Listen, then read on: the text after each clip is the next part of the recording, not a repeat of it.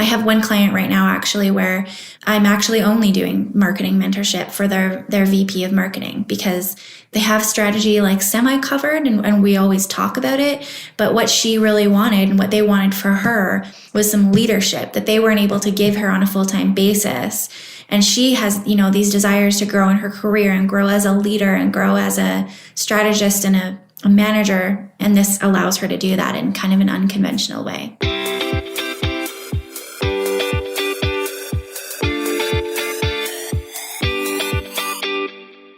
Hey, it's Renee. Welcome to the Into the Wild Show, the podcast for women who want to build incredible mental strength to level up their business and lifestyle. I'm Renee Warren, the founder of We Wild Women, author, speaker, award-winning entrepreneur, and your host. Together, we will make you unapologetic about shining your light, growing your business, and turning you into a wildly confident and successful leader. This is for you, the visionary, the go-getter, the entrepreneur, and for those that need a real kick in the butt to get going and to dream bigger.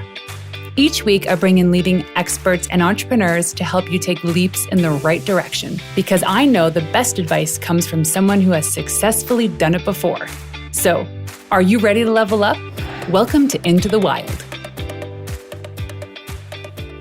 Hey, you wild women. My next guest is a fractional CMO for D2C brands with heart and advisor for wannabe fractional service providers.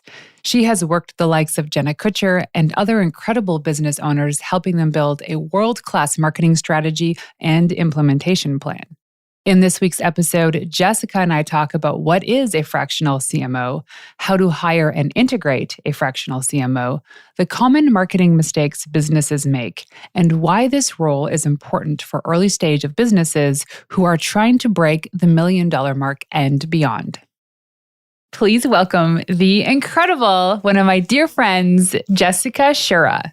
Thanks so much for having me. I'm so excited. Well, welcome. I thought about this, how we could have done this in person.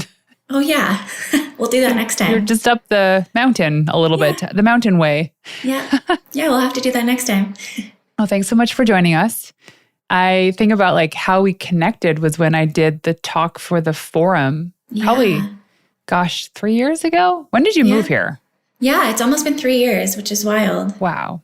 That is crazy. Yeah. And then we just connected and you're like, let's go for a walk or something. Yeah. Yeah, it was amazing. And I think had you just had your baby? Yeah. Oh my gosh. Ella was 3 months old. I remember having her in the little carrier and we did the little hike near the school and she was tiny. Now she's 2. Wow. I know. She's so cute. Oh, she's talking, walking. It's wild. It's weird. It's weird. If you feed them and you water them, they grow. They do. Yeah. So tell us a little bit about yourself and what you do now. Yeah. So I've been in marketing for about 15 years and a couple of years ago started my own consultancy as a fractional CMO. So now I work as a fractional, so part-time chief marketing officer for a handful of brands in the direct-to-consumer space. Amazing. And you're working with someone pretty notable right now. I am. Yes. One of my clients right now is Jenna Kutcher. That's amazing. Jenna's awesome. So if you don't know about Jenna, go check her out. But what I love about this story is just it's really about believing in yourself so much with such conviction that you can actually go out there and ask the people who you love and admire if you can work with them. So, because I remember one day, I was like, when was it? I don't even know when I found out that you were working with Jenna. I was like, holy crap, how did you manage to do this? Thinking there was some I don't even know. I was surprised, but I also was not surprised. But tell us how you got into that. Yeah. I think you were one of the first people I told. So it's funny because I was definitely intimidated reaching out to her. She's a marketing expert. And so she wouldn't probably traditionally fit the mold of someone who you think might need a CMO, but I had followed her for quite some time and I saw a big shift in her business. And I saw a window of opportunity where I felt okay, she's shifting into this new space and I know that she wants to pull back from her business a little bit and have some more time with her kids. And I just think there might be some opportunity to work together. So I actually sent her a message on LinkedIn, just a really simple email saying basically that. And it actually took a little while to hear back from her because she just never really is on LinkedIn. And then she messaged me back, and within like a couple of days from that first message from her, she was texting me. And then I remember she called me one time. I was like pacing around in my backyard waiting for her to call. I'm like, oh my God, Jenna Kutcher's phone number is like coming up on my texts right now. Yeah. And then I answered the phone, and we actually had just this really like casual conversation while I walked around in bare feet on my grass in the backyard, and just told her how I work with clients and what I saw outside looking in with her business, and just where I felt like I could support. And it just flowed so naturally. She was like, let's do this. Like, when do we start? How do we do this? So it was honestly like probably one of my easier sales calls that I've ever had. So it was pretty funny. Well, it's almost like the timing was great. Mm-hmm. Maybe she knew she needed it. Yeah. And then you showed up. There's also, too, something about you energetically fitting within her organization. So when you met other people on her team, were you surprised at all about the people that were working with her? Yes and no. Like, she's a very positive and magnetic person. So I did expect her team to be great, but I was surprised just at like how great they were. Like, her team is just like full of top quality people. Like, not only is every single person on her team incredible at what they do and like very specialized in what they do, but they're also just like incredible humans. Like, I've been working with Jenna for 9 months, and everyone on her team would like bend over backwards, and there's so much support for one another, like both with work and outside of work. And there's just like this level of care and respect that you don't see very often, especially like, I hate to say this, but like, especially in a group of women, like it can sometimes not be that way. So I joined, and they were right in the middle of a really busy launch. And because of the previous year had been really focused on Jenna's book, they hadn't done any live launches in a long time. So they were in this like really, really busy space, and they hadn't done it in a while. And I was just blown away at like how calm everything was amid the like busyness and the really wild deadlines and all of the work that was happening. Just like the level of like support and calm and respect and just like graciousness that existed on her team at that point. Like that was just super cool to see. That's awesome. Yeah. Now, I want to come back to this, but people are probably wondering, what the heck is a fractional CMO? So explain that to us. Yeah. So at a really high level, I create marketing strategy for companies, and I support them in the execution of the strategy. So I don't actually execute, but I either work with their existing teams, or I help them get the right people in place to actually execute. So I work with a variety of different companies, like everything from a startup who hasn't even launched yet, all the way through to a company like Jenna's, or, another established brand that's been around for a long time. The difference would be, with a startup, I might be coming in and creating their entire brand and marketing strategy. And so helping them ideate on like, who is the brand, who's our target market, what's our competitive differentiators, and then how are we actually going to go to market? Like, what channels are we going to be on? What are like tactically, what does that look like on a weekly and daily basis? And then with brands that are a little bit more established, like Jenna, for example, obviously we weren't starting from scratch, and she's got a lot of offerings, and she's been doing what she's been doing for a really long time. So for her, it was more about coming in and looking for opportunities to optimize or better improve things. So like one of the big projects we started right away was getting some analytics and tracking in place, because she's incredibly successful and her business does very well, but they didn't have any tracking. So there was no visibility into like what's actually driving these results. So for clients to understand, like if they're doing a launch for something and they're firing on like Facebook and Instagram and paid ads and podcast and like all of these different channels, for them to understand what's driving results is actually so helpful, because then when they go to do it again, they can do more of what worked and either like fix the places that are not working or just completely remove them off their plate. And then it decreases the work that they actually have to do. So, just getting visibility into like what is and isn't working. So how did you get into this? That's a great question. I've been doing marketing for a while, for almost 15 years. And prior to doing this, I worked in the corporate world doing marketing. So I worked for companies, I worked for a couple of agencies as well. And I always really loved marketing strategy. My roles eventually, as I got on in my career, turned into usually like leading marketing and creating strategy. But there always was usually like some element of me executing too, or managing teams that were executing. And so I started to think, like, after I had my daughters, like they're 4 and they're 2, something just kind of shifted in me. Like I love what I do for work, but I didn't want to be Monday to Friday, 9 to 5 anymore. Like I just knew my life didn't work that way and I needed more flexibility, and I wanted to have the freedom to create what my days would look like and be able to like be with my family when I wanted and then work when I wanted to.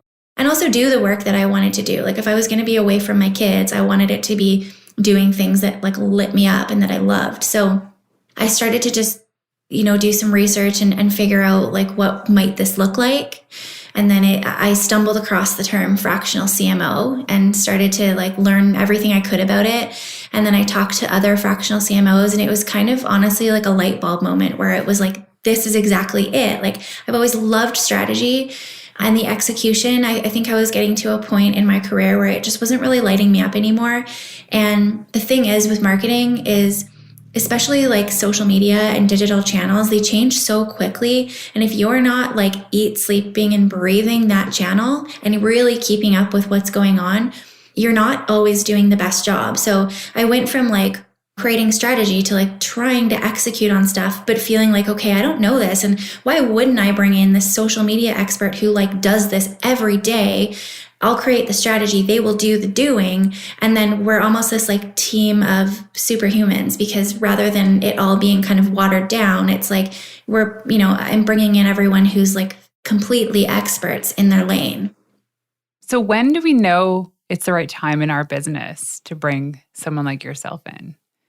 I think there's a few different factors. So I have different packages. Every fractional CMO works differently, but I have different packages that sort of suit different levels, all the way from like the startup phase all the way through to companies who are mid-size, like 3 to sort of 10 million is my sweet spot in terms of revenue.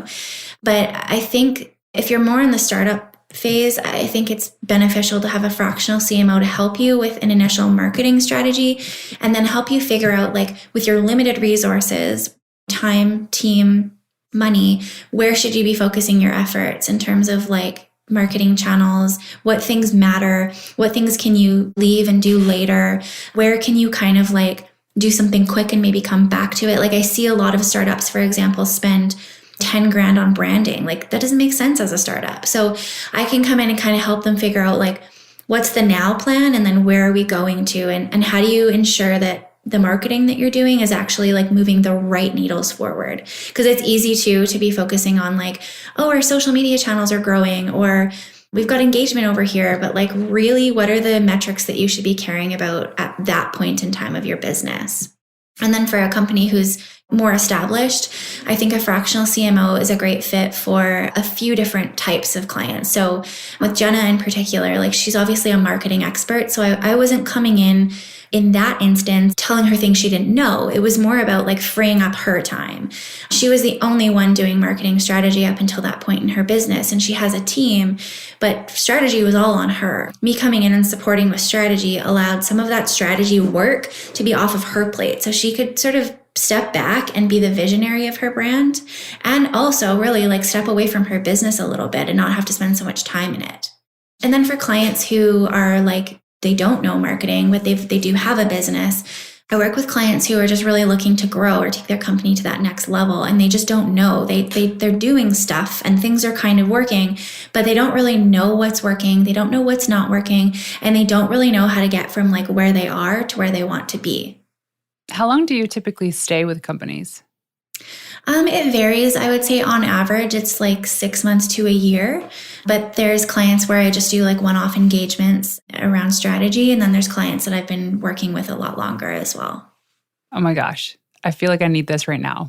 As soon as you said the metrics thing, I'm like, oh, wait, I just started having a lot of my contractors. So like a video guy, come in and now he has to report bi-weekly metrics to me because he's like, it's going to take, 2 or 3 months for us to really understand how things are working on YouTube and YouTube Shorts and TikTok. And I'm like, at this point now, we're going into month 4. And I'm like, hey, what are the numbers? Is this actually driving people to my site to convert to a customer? And really, it's like, if it's not working in the next month, we either need to re-strategize or we're just canning this channel altogether. And you have to be okay with the giving up. And like, yes, we put a lot of time and effort into making these channels work, like YouTube and Shorts and TikTok. But if you're just not seeing the results, sometimes it's like, what's not working, or are we just wasting our time and money here? Yeah. And I love that you actually bring that up because there's kind of a big misconception around marketing. Like sometimes when I talk to people, I think they think that marketing is just going to be this like sort of answer to everything. Like, okay, you turn on marketing and suddenly the sales will flood in. But in actuality, what it is like a science experiment. So you have this educated guess or this hypothesis based on, for me, I'm basing it on years of experience and similar clients and similar industries I've worked in. And you have this hypothesis of what's going to move the needle and what they need to be doing, but you don't know till you get in there and you do it. And I think the part that works about strategy is when you're looking at the right metrics and you're making decisions based on the data. So to your point, going out and trying these channels, trying your video strategy, let's just say worst case scenario that doesn't work for you. It's not a loss. Like you still went out there and you tried it, and it's just one thing that is like in the no pile now. And then you can start looking at your data in the other areas that are working and like dial that up, or say, okay, well, over here we're having success with this. What if we replicated that here? What would that look like? Yeah, I love it. So then when you come into these organizations, you're essentially like sitting at an executive level. So you're kind of a boss. Yes. How does that feel? Because you're new. It's quick, I'm assuming. Because I know that when you're hiring for an actual employee, it tends to be a longer lead time to actually get this person in this role. Yeah. So how do you integrate? Yeah, that is actually like a really good question. So it's easier than you would think. Generally, I think I connect like pretty well with people. So I usually have a pretty comprehensive discovery process. And depending on the package I'm working with clients sort of dictates like how much I'm involved with their team and how much I'm leading. But if I am like in a position where I'm fully in and integrated with their team, I spend some time getting to know the whole team and chatting with them about like, who are they? What's their role? What do they love about what they're doing? What do they not like? Do they have any creative ideas for marketing? Do they have any goals? Is there anything like developmentally within marketing or their career that they're interested in? And then how can I help them? How can I support them in achieving their goals? Because as much as it's my job as a CMO to drive results for the business, the leadership component and management component and sort of mentorship component is a really big part of it as well. I have one client right now actually where I'm actually only doing marketing mentorship for their VP of marketing because they have strategy like semi-covered and we always talk about it. But what she really wanted and what they wanted for her was some leadership that they weren't able to give her on a full-time basis. And she has, these desires to grow in her career and grow as a leader and grow as a strategist and a manager. And this allows her to do that in kind of an unconventional way. Ooh, that's so much fun. So what do you see based on the customers that you've worked with now that you're either currently working with or already come through one of your programs is the benefit to having you on the team?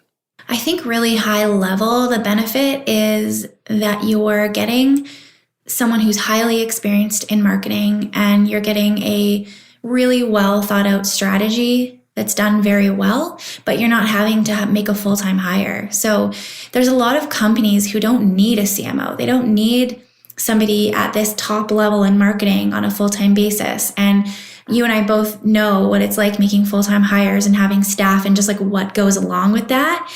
So when you're working with someone on a contract or, a retainer, and I make it really easy to quit me, it's like a 30-day notice policy. When you're working with a fractional CMO, it's generally pretty easy to like part ways at any given time, which just makes it a lot easier. Okay, you wild thing, you can throw out that scruffy media pitch now. No more poring over bland pitches, wasting countless hours trying to piece your story together, wondering where to send it and who will even care. You know that landing media coverage is the number one way to claim your seat at the table, and you're savvy enough to know it's time to bring in an expert. That's why we've created a system to take the guessing game of PR off your plate. One day, one investment, all the value. Get your PR strategy in hand sooner with our VIP days. It's strategy over breakfast and PR ready by dinner. Picture this: a world-class PR strategy created for your business by an award-winning publicist with 12 plus years of industry experience, and not just an upgraded version of a dull media kit, but a custom plan that's strategically crafted to capture the attention of journalists and influencers. No fill-in-the-blank, bare-bone type templates. Just a detailed roadmap to move your brand forward without the agency price. And this isn't a course. Here's exactly what you'll walk away with. All of this custom media kit, pitch angles for podcast, print, and TV, curated podcast list of over 50 vetted shows, one press release, confidence to pitch at your own pace, custom training videos to show you the way, plus a month of follow-up support with me. If you want in to this amazing VIP day, simply go to wewildwomen.com/VIP day to either fill in the application if you're ready to do it or schedule a call if you want more. That's wewildwomen.com/VIP day. So you get to work with some very successful entrepreneurs and some that are just starting out. When you come in there and you're like looking under the hood, what are some of the biggest messes and mistakes that you often see? I see a few. I would say probably the biggest mistake that I see people make is that there's usually one person doing marketing. And when that happens, you're almost, you have one person trying to do strategy and trying to post on social and trying to do your email and trying to do your paid ads. And usually what you end up getting is that person might be good at one of those things or two of those things, but they don't really know the other pieces. So they're kind of like limping through and not necessarily doing the best work. So it ends up for the client, meaning that there's money left on the table. And so I usually come in and help them figure out, I'll be looking at not only like their marketing strategy and their brand strategy, but their team and kind of the size of their company. So sometimes I'm working with pre-revenue or really early startups, and I'll help them sort of map out like, who do you need on your team? What does this really look like? Do we maybe pull in a copywriter once every couple months to work on a couple projects? Do we pull in a social media person for 5 hours a week? Do we have someone doing your email once a month on this flat retainer? And, I kind of help them put together the perfect right-sized team for where they're at in their growth and for the priorities that we collectively decide are important from a marketing and brand perspective. So you come in then, someone hires you, and they're like, here's our revenue goals for the year. Here's what we're doing. Here's what's working. And here's what's not. Mm-hmm. Can you help us make this better? Yeah. And often like they don't actually know what's working and what's not from a marketing standpoint. They might know sort of like 10,000 foot view of their business, what is and isn't working, but they don't really understand what's driving with marketing. A lot of my clients are like, we have no idea. Like I have some clients that have had businesses for a while. They're kind of in a bit of a growth phase, and they want to get to that next level, but they don't know how because they're seeing success, but they don't really know. Is it email? Is it Instagram? What is it? And so, me coming in and being able to help them figure out what actually is driving results, and then what do they actually need to do to get from where they are to where they want to be. We map out those plans when it comes to like both marketing strategy and then team. Ooh, I love it. And do you help do any of the hiring? As in like, do you do interviews at all? Yeah. It depends on the package that I am on with a client, but definitely like at the, kind of highest level, I do all of that. So I've been in this industry for a really long time. Often I will know somebody right away that either has expertise in that industry or that niche. And if I don't, then I will help with the entire hiring process. So I have a ton of job descriptions already that I can hand over to clients. I know where we should be posting. I know like I'm part of just different groups that you wouldn't maybe think of if you're not in this space that are full of like highly qualified candidates and agencies and contractors. So it's generally really quick for me to get a great like big pool of highly valuable and like vetted candidates. And I'll help them screen them and help them go through the entire interview process and really kind of show them like what they should be looking for and who's going to be best for that role. Wow. Okay. So now I'm starting to get a sense of exactly what it is that you do. It's so cool. So tell us, like, what was some magical wins or something that surprised you in the work that you've done in the last couple of years? Oh, that's a really good question. There's been so many exciting, like fun things we've worked on, but I think the cool thing is I'm always doing something different for clients. And it's funny, you saying like, I think I understand what you do. Like my husband doesn't even really understand all the time because I'm always doing something different depending on the client that I'm working with and the size of them. And so it's really, what I love about it is it keeps me on my toes and, it's really like multifaceted work. And truly, like when I'm working with clients, my goal is to make an impact and I'm looking to do things that will move the needle. So when that happens, and it does, that's really exciting to see is like, okay, we got it. We nailed it. This was done successfully. So that always feels so good. Ooh, so you just essentially helped this executive team buy back their time. Oh, absolutely. When I listen to Dan's book, I'm like, yes, that's what I do. Yeah. So totally. So there's so many people are either, when I meet clients, they're either doing all of the marketing themselves, like Jenna Kutcher, she was doing all of the strategy for her entire business, for all of her launches, for all of her ongoing, like everything. Or I have clients who like, they might have a couple people doing marketing, but like they're managing them. They're still being the manager for that marketing collection of people, whether it's like an agency or team members or whatnot. So bringing me in allows them to buy back their time. Like, I think the coolest thing about what I do is that I help people make sure that like what's on their plate and how they spend their time on a day-to-day basis is like purely just with what they love to do. Like my goal with Jenna was to set her up so that like all of the things that we're like managing and creating strategy and stuff that like, maybe she wanted to like clear off of her plate. She didn't need to do that anymore. Like she can just be the content creator and the visionary for her brand and really be in that space where she's like fueled and lit up and like feeling really inspired. And that's what I love doing. And I love when I can get my clients to that point.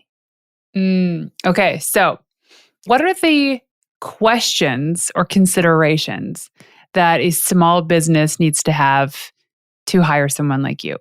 And then the second question is, are they replacing you eventually with somebody who's full-time?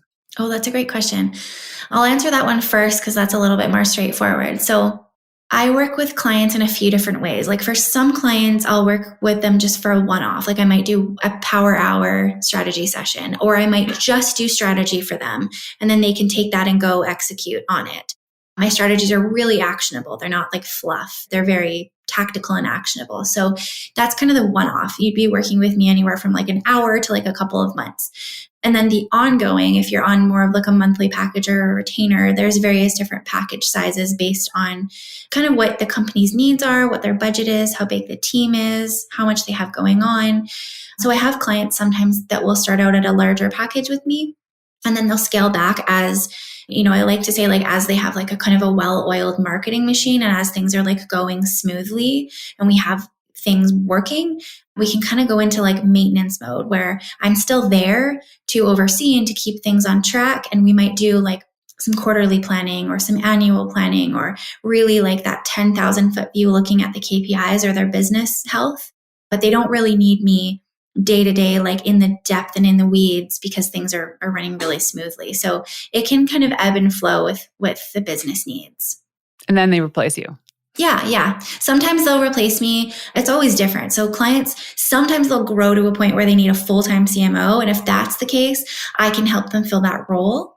Sometimes they will grow and they may not like actually place a CMO, but they'll end up sort of bolstering their team through mentorship. So they might have somebody like a VP of marketing leading, and through working with me, suddenly they're able to like take the reins on a lot of the things. And they're almost like, it's almost like your kids, like, okay, they're flying and off without me and they're doing a great job. And like, I love seeing that when they're at a place where they almost don't need me. And, when I find that I'm like quiet in meetings and things are really running smoothly, that's my indicator of like, okay, I'm doing my job. Like I've almost worked myself out of a job, and truly like that's my goal with clients.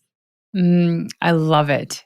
I want to hire you. I would love that. I love working with you. I just think of like all of the and I know like the listeners too, they're like, oh my gosh, like they need this. Everybody needs this. It's almost like, that manual we always wanted to have when you have your first child. It's like, where's the book to tell me what to do? Like you bring that baby home from the hospital and you just sit her or him down on a table in their little like car seat thing. And you're like, now what do we do? Now what? Yeah, now what? It's like with business, you get started because there's just so many things and so many loose ends and so many directions you can go. Like I still have the same piece of paper somewhere on my desk that in the middle of the night when I woke up in a panic because I was like, I need to grow my business. I need to grow my email list. I need to grow my social following. I need to do all these things.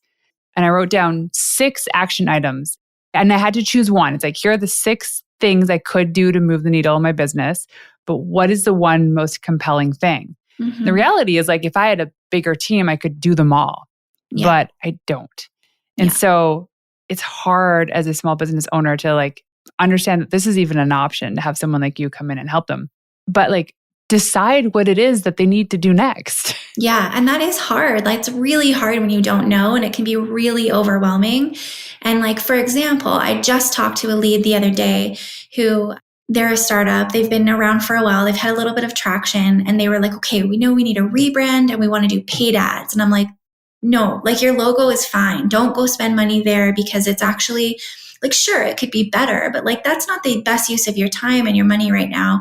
And also if you're going to do paid ads, which by the way, you're suddenly going to be talking to a cold audience, which you haven't done before, I would do these 5 things before you spend any money on paid. And these will be quick. We can do these in 2 months and then you're ready to go. And your ROI on your paid is going to be tenfold because you've done the prep work over here. So I think like that type of decision making around where to start can be so overwhelming for people, especially if they don't have a marketing background. And I love that. I love coming in and just helping people like really simplify and figure out like, where do we start? What's going to make the best impact now? Yeah. So I'm reading a book called Ready, Fire, Aim. And the first thing he talks about he says the first $1 million in your business, and he pretty much blankets it for any industry, is one thing that most people just don't even consider as marketing, which is the most important thing, is sales. That's it. Yeah. It's not the fancy website or the business cards or the like growing social media accounts, although it helps. It's what channel can we leverage to sell? And for me, it was like, you know what? Instagram DMs work. I was given this incredible manual about how to sell by chat. And then my husband taught me some stuff and I started using it. And, as women, we don't really like sales. We're not salesy people. I don't particularly like being sold to, but I understand the necessity of it. But with conviction, knowing that I love what I do and what I do actually helps serve women, now I'm in DMs and I was like, let's jump on a call. Let's do this. And I'm actually getting people buying from me, right? And so all I could think about is if you were sitting next to me as my fractional CMO and you're like, that's the channel that works, Renee. Why are you doing YouTube shorts? Why are you doing TikTok? Why do you have a podcast? Right? Like you're doing all these things. Why aren't we just honing in on this one channel? Yeah. So that's what you do. You just like corral them in. Exactly. Like help, figure out, because a lot of times people are spreading themselves too thin. And then what that means is you're not doing anything well. You're kind of doing everything mediocre. And of course you're not getting results because it's just all spread thin. You're blending in. So I think the key, especially when you're smaller, is figuring out where to focus and just doing that really, really well. And how long do you do that thing really, really well for? I think that's different depending on the brand. I mean, some brands or businesses will take off really quickly, and then you can, as we talked about before, buy back your time and figure out like, how are you going to grow your business through support? But there's, I don't think there's like really a timeline that works for every single business. But people, here's the thing is, I know there's people that give up too soon. So I'm coaching this incredible woman who did her first like bolts or soup to nuts launch, where she just did, this is the first time she did everything according to like Amy Porterfield's Digital Course Academy. and had me guide her. And she didn't get the results that she wanted, but she still got like decent results. And she's texting me like, I'm doing this wrong, or maybe I should just give up or completely relaunch this thing. It's like, no. It's worked because you got X amount of people in this program already. So these are people that are eager to learn from you, eager to be served from you. Don't give up. So keep going. Do it again, but do it better. 100%. And then again, and then do it even better that next time. Totally. I think it's so easy for people to like spin their wheels and be consuming courses and watching people's free content on Instagram and downloading all the freebies. And they just almost like paralyze themselves with all of this free knowledge. And honestly, I think the best way to learn is like just getting out there and doing and like one step at a time. Amen. And just, learning, paying attention to what's working and what's not. And you're only going to get better by doing and putting yourself out there.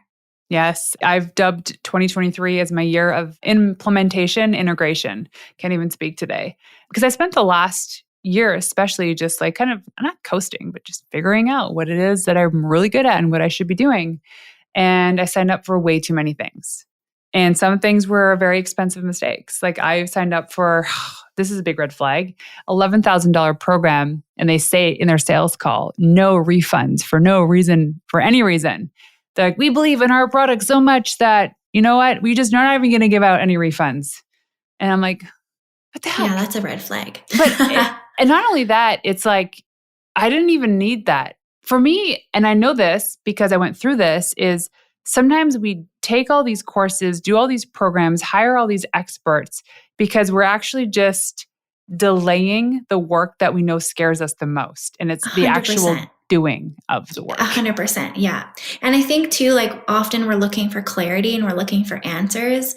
And I don't know about you, but I used to be the type of person who wanted to plan. And I was like, this is what I'm going to do. And that's where I'm going to end up. And I think like owning your own business, being an entrepreneur, like that's just not how it works. And like I had to get really comfortable really quickly with like not knowing the next step and just literally like faith, like putting one foot in front of the other and trusting that I would be able to follow my intuition and do the next best thing for me. Yeah. And sometimes ignoring the advice that even comes from the experts. Like with my new VIP days, of which are amazing. And I've done like 5 or 6 of them to date. And everyone's like, holy crap, like this is the best thing. I celebrate that with some experts in my community. And they're like, well, you know, here's where you might run into a hiccup, Renee, is like you're going to only monetize that one VIP day. And then the lifetime value of that customer is X amount. And you're leaving money on the table. It's like, I'm not there yet.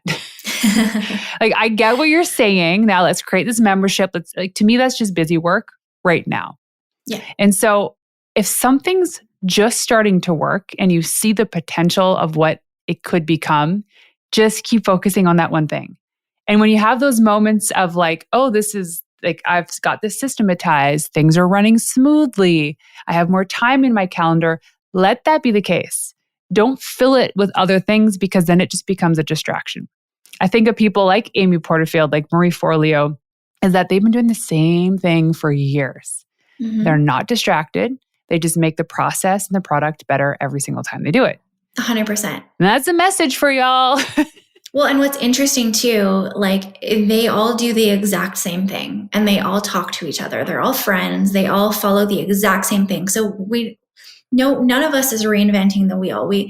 We're all just duplicating what's already out there. And it's just about like keeping it really simple. And I think the key is just knowing what the thing is that you need to do. Like, exactly. Is it over here on Instagram? Is it email?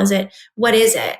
Do you have a strong offer? Like there's some really basic things that companies can focus on and prioritize and then see big results just by keeping it really simple.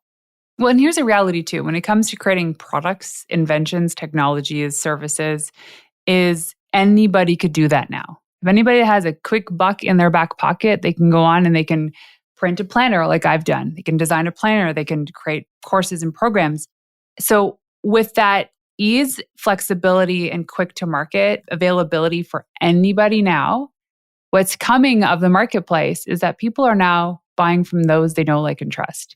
100%. So like, it's like Zevia versus La Croix. La Croix used to be like the flavored water. right? And they were great and they're still good. People still love them. But then Zevia came out and they're like, hey, I want to do this too, but I actually want to recreate the flavors of the real soda drinks. Yeah. And people were probably like, well, no, you can't do that. It's already been done a million times. They're like, no, just do it better than anybody else. Totally. Right? And they do. And I'm holding up my ginger root beer, Zevia. I love that one. We have so many of you these. and Dan got me onto that. Because we once had like 2,100 cans in our basement. Okay, we could chat for hours about this. I love it. I absolutely love having you on the show. I have one last question for you. When I ask you what it means to be a wild woman, what is that to you? I think that's just being authentically you and not being afraid to show up as yourself. Yes, and you do every single day. Thank you. So if people want to go online to find you, where can they go?